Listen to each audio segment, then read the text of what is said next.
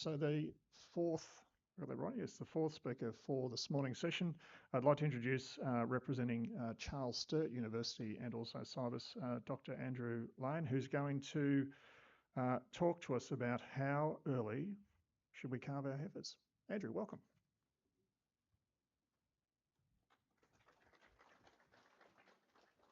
Thank you all for having me. So I guess I'll jump straight into it. There's some stuff you've already seen from Ian, but yeah, we'll get into this. So I guess when should you calve your heifers? So traditionally, we've aimed to calve around the 24 months in your sort of seasonal herds, but a lot of herds now aren't seasonal. We've moved into year-round calving. So I guess what's the challenges? Often we're not hitting these goals at 24 months, and carryover animals are often calving at 30 to 36 months of age, and this is leading to lifetime production loss. These animals calve later, they don't have as many days in milk, and therefore they lose production. You also can get potential calving difficulties. So animals that calve older are often in higher body condition score, and this can naturally lead to problems at calving. So we also can get decreased reproductive performance. So there's a reason animals don't get in calf. When we carry over those animals and then try and get them in calf later, often we can get ongoing reproductive issues. And we have a real issue with increased numbers of non-productive animals on farm. If we're carrying heifers that really they're not grown well enough, they're not getting into calf, we've got to carry further heifers and calves across the whole farm, which decreases our land use efficiency. So I guess the question is, can we calve heifers even younger? So I won't jump into the database, we've already talked about this. So you saw this graph earlier in Ian's talk.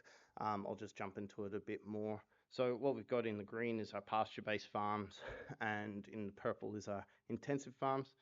As we can see, we've got two lines. The purple dotted line is our median, so 50% animals are below and 50% animals are above. In the intensive farms, we're hitting right on that 24 months for 50% animals are calving below that, and there's quite a peak around that 22 months. Versus our pasture-based farms are sort of hitting out at 50% animals are calving over 27 months of age, which is really potentially losing us a lot of production. So I guess why breed earlier? So there's an earlier return on investment. The sooner we get cows producing milk, the better we are in terms of making money. There's fewer unproductive animals on farm, which I talked about briefly earlier. Potentially there's improved longevity. It's a bit, the research is a bit either way on this, but it appears that we have better longevity of production. So the animals might not live longer, but they're in the herd for longer, so therefore you get more milk. Decreased greenhouse gas production. If we can have more efficient land use, more efficient animals, we decrease greenhouse gas quite significantly. So this is one way we can really make a difference on this. Decreased generation intervals, so the younger we breed an animal, the best genetics is in your heifers. So if we can accelerate that genetic gain, it will make a big difference. And improve reproductive performance. This one's a bit, the research is a bit either way. So potentially if we are getting animals in calf earlier, they're the animals that are going to get in calf earlier longer term. So that's a potential reason to breed earlier. So I guess what are the potential problems? So people are always worried, well, if we breed them earlier, they're going to be younger, they're going to be smaller, increased calving difficulties. I'll cover that more later. I've got more information on that. Fatty udder syndrome, people are worried about this. Well, if your cows aren't looking like the ones on the right, which were the ones that were in the research on fatty udder syndrome, you won't have as many problems with this. It's all about balanced diet. If you're feeding enough protein, you shouldn't get this problem. Decreased production, I'll cover this more later, but yeah, there's potential for decreased production. If you breed your heifers earlier, they might not produce as much milk in their first lactation. I have concerns around poorly grown animals being bred, so if people are getting excited about this topic and want to breed earlier, well, if we don't grow our animals well enough, there's potential for problems in terms of health and calving difficulty. So, an increased stillbirths, there's two sort of research articles that have pointed out there's potential for increased stillbirths with a younger age at first calving. A lot of other research articles haven't found this, so that's something I guess to watch out for though. So what's the current research recommendations? So there's a bit of a range in the research, sort of between that 20 to 26 months of age. It's a bit breed dependent. Jerseys, actually the recommendations are quite low. So the most efficient calving ages are around that 20 months or potentially even less. Versus your brown Swiss and your Holstein, in general, they fall between 21 to 24 and a half months. But when the research includes lifetime production rather than just first lactation milk yield, normally it's a younger age of first calving that's recommended around that 22 months, as we mentioned earlier. So I guess what have we done? So we've got current research ongoing. We've got a meta-analysis, which is basically a review and analysis of all the data in one data set. So we've got 16 articles and 35 studies in that one. And we've got a study across 5 farms with 477 heifers enrolled. And that's ongoing. So in terms of meta-analysis results, first lactation total milk yield was decreased per day of earlier calving. So there was about 2 litres per day loss of milk and about a 0.1 for kilos per day of milk fat and protein. But this is over the whole lactation. So if you calved an animal 50 days earlier and they're 10,000 litre producing animal, you're going down to 9,900 litres for their lactation.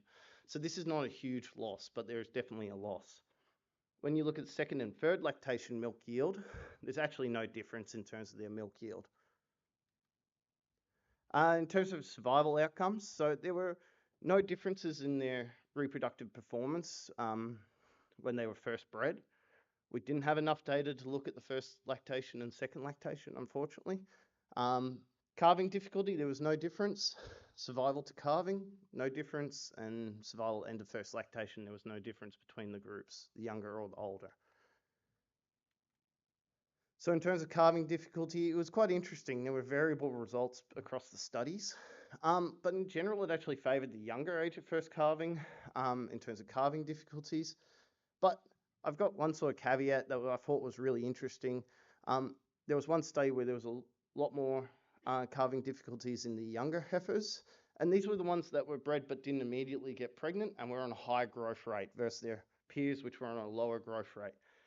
These heifers had a much higher body condition score when compared to the slower ones that were bred a bit older. So I guess the question I've got here, is there a risk when we're breeding early of excessive body condition score and increased calving difficulties if high growth rates are used and heifers don't get in calf early enough? So I guess this is one thing to think about in this topic, and I have heard anecdotal evidence of this happening on farms where they get over fat. So in terms of the multi-farm study, so we're following groups of heifers that were bred between 11 to 13 months of age and comparing them to their peers bred greater than 13 months of age with a minimum enrollment weight of 330 kilos. One farm, we actually had animals under this, but they had a gap in their milk production and they really wanted to breed them. So we're following those animals too, which is really useful. So we've got 5 farms, there's 4 housed, 1 pasture-based farm, and we also did some blood tests, but I won't go into those results today. So where are we up to? So the 477 heifers were bred, 438 have calved, 40 have sold or died, with most were sold for infertility or abortion, but 2 also had problems at calving. So there's 249 in the younger group and 228 in the older group. So we've got weight and body condition score data. So everyone's got weight data at breeding. And we have some data from about 60% of the animals at transition or just before calving. So in terms of start weights, animals other than farm 5 all had quite similar starting weights, an average weight around that 380 kilos at breeding. And then when they got to their transition weight, we had animals at sort of between 550 and 650 on average. But yeah, there were some animals up to 750 kilos at calving, and these were even at 22 months of age. So it is possible to get a lot of weight and growth into these animals before they calve, even at the younger ages. And as you can see, Farm 2 is doing 0.9 on average in terms of kilos per day. Unfortunately, on Farm 3, we had some problems with the weighing. There were animals going backwards in weight, but then producing 50 litres of milk. So we decided we'd better not use that data. So in terms of this graph, this is a survival graph. Basically, as the lines go up, an animal becomes pregnant, and across the bottom is the days to pregnancy. So as you can see, both lines, the red line is our older heifers and the blue line is our younger heifers. They're very similar in terms of time to pregnancy, so there wasn't any statistical difference in there. reproductive performance, which matches up with our other study results. There is one big jump for the greater than 13 months, but that's probably due to a repro program happening at that time. They sort of line up again after that. But when we look at this at their actual age, when they got pregnant, as you can see, the younger ones, 80% are actually pregnant by that 15 months of age. So that's sort of hitting that 24 months of calving. Versus only sort of 45% of those older ones actually getting pregnant by that 15 months. Obviously, there was some bred over that, so it's not all due to reproductive performance, it's also due to age they were. So what does that look like in terms of the age of first calving? So we've got quite a spread to study, which is great. So we've got animals from sort of even 21 months at calving and a little under. There's a lot of animals in that younger group who are hitting that area. And then, yeah, we've got a bit of a spread from sort of that 22, 23, 24 months up to sort of 26 from the older group. So we've got a really good spread there to study. So in terms of reproductive and calving problems, so the data up to calving, so stillbirths, there was no difference by age. So there was about 11 in the younger group and 9 in the older group, so very similar numbers. In terms of abortion, there was a big difference between the two groups. So there were 2 in the young group and 12 in the older group. I will say that Farm 1 had some pestivirus issues at the time, and they had mainly older cattle, so this could be affected by that. Though on the other farm that had a few abortions reported, they also had more in the older. So it might be something that's real, it might not. We've just got to sort of watch that. In terms of calving difficulties, there were more interventions in the younger heifers, but these were minor interventions. In the older heifers, there were actually 2 deaths. So we had higher level of problem when it was in the older heifers versus in the younger heifers, there was sort of minor interventions mainly. So when we look at survival to calving, the main differences in terms of the abortions, that was the main difference between the 2 groups. Otherwise, they're very similar in terms of animals that died and were sold. So yeah, it was interesting that they basically came out to the same other than the abortions. So I guess the take-homes, current recommendations are between 20 to 26 months, but really most are recommending between that 21 to 24 months, and we've got to be hitting that target to get the maximum economic benefit. There's potentially even more economic benefit from calving even younger, though when we go really young, that 18 months, there is a bit of a drop-off in terms of from the current data. So calving younger was associated with a decrease in your first lactation milk yield, but there were no difference in later lactations. Reproductive problems and calving difficulties are not really associated with calving early in well-grown animals. And there's potential long-term production and farm management gains from management of AFC, especially around that land use and number of animals on the farm, as well as obviously milk production, lifetime milk production. So the research is ongoing for production performance from the multi-farm study. I've sort of got about probably 40% of animals have finished their first lactation, so hopefully we can look at that data soon.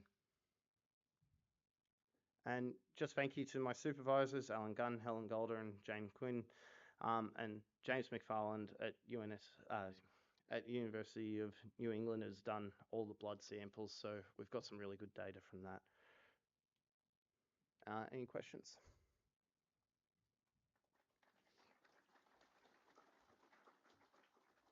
Thanks very much, Andrew. Questions, folks? Got time, probably 2. Mossy? Andrew, when you look at that, Mm-hmm.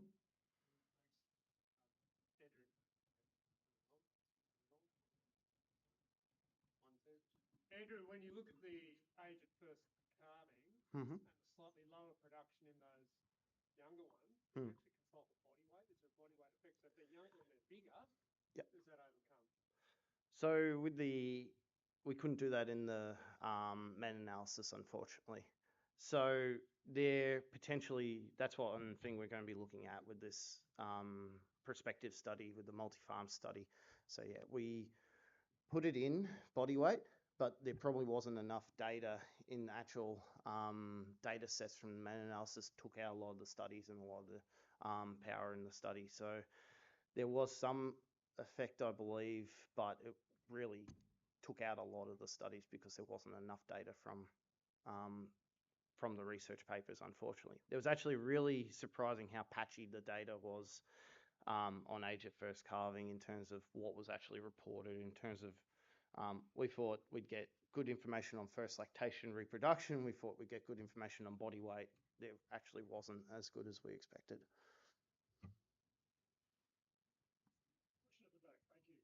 Hi, thanks, Andrew. That was really interesting. I'm sorry, I wasn't 100% sure what the last question was, and if you've already covered this, I apologise. But was there any?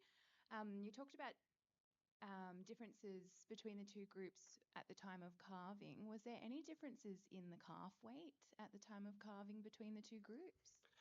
So we didn't get that data. Yeah, so we're doing this across 5 commercial farms, and they didn't really weigh the calves. So in terms of, because this is a commercial farms, we just didn't have that data, unfortunately. Some places do. Some research articles have had calf weight in them, but yeah, I haven't really looked at that, unfortunately. One more, folks. Anyone got a final question for Andrew? All good? Can you please put your hands together for Andrew?